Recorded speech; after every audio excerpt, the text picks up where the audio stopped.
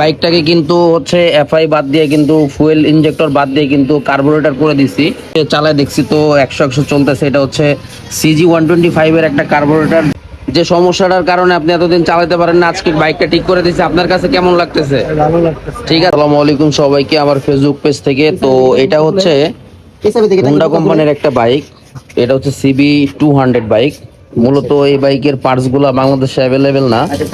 তো এই বাইকটাতে মূলত প্রবলেম ছিল হচ্ছে ফুয়েল ইনজেক্টর এবং ফুয়েল পাম্প, পাশাপাশি আরো কিছু সেন্সরের প্রবলেম ছিল, যার কারণে কিন্তু বাইকটা স্টার্ট করতে খুবই সমস্যা হইতো।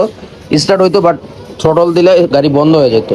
তো আমরা তো কার্বোরেটরটা আমরা কম দামে একটা কার্বোরেটর লাগানোর পরে হচ্ছে জাপানিজ, তো এটা লাগাইছি, পাশাপাশি আরো কিছু মডিফাই করছি। তো যে জিনিসগুলো আমরা বাদ দিছি দেখেন, এখানে যে থ্রোটল বডিটা আছে এটা বাদ দিয়ে দিছি। এখানে যে লিন অ্যাঙ্গেল সেন্সর ছিল এটার কোনো প্রয়োজন নাই, এটাও বাদ দিয়ে দিছি।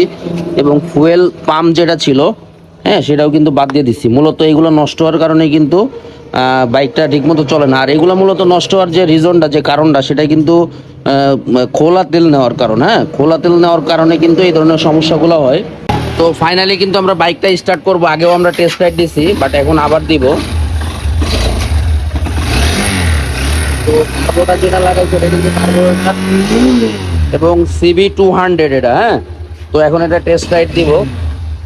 তো ফাইনালি কিন্তু বাইকটার কাজ কমপ্লিট। এখন আমি এটাকে টেস্ট রাইড দিব এবং আমি টেস্ট রাইড দেওয়ার পরে যার গাড়ি, যে ভাইটার গাড়ি, সে ভাইটাকে টেস্ট রাইড করতে দিব এবং তার কাছ থেকে আসলে ফিডব্যাকটা নিব কেমন। এবং আমি ইনশাল্লাহ চালাই যেটা পাইছি সেটা কিন্তু খুবই ভালো, কারণ এটাতে এইভাবে চালানো যাবে কোনো ধরনের।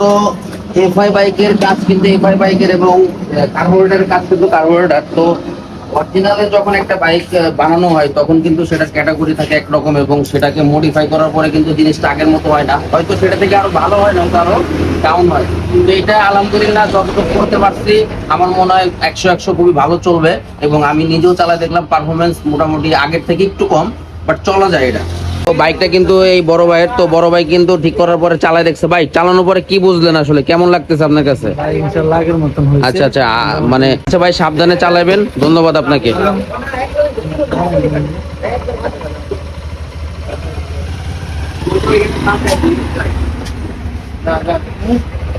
তো যারা এফআই বাইক ব্যবহার করেন তারা কিন্তু অবশ্যই পেট্রোল পাম্প থেকে একদম নিট অ্যান্ড ক্লিন অকটেন নেওয়ার চেষ্টা করবেন। তো আশা করি ভিডিওটা সবার ভালো লাগছে। সবাইকে ধন্যবাদ সাথে থাকার জন্য।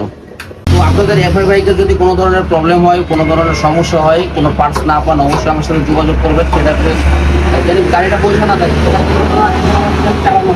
সবাইকে ধন্যবাদ সাথে থাকার জন্য। আসসালামু আলাইকুম।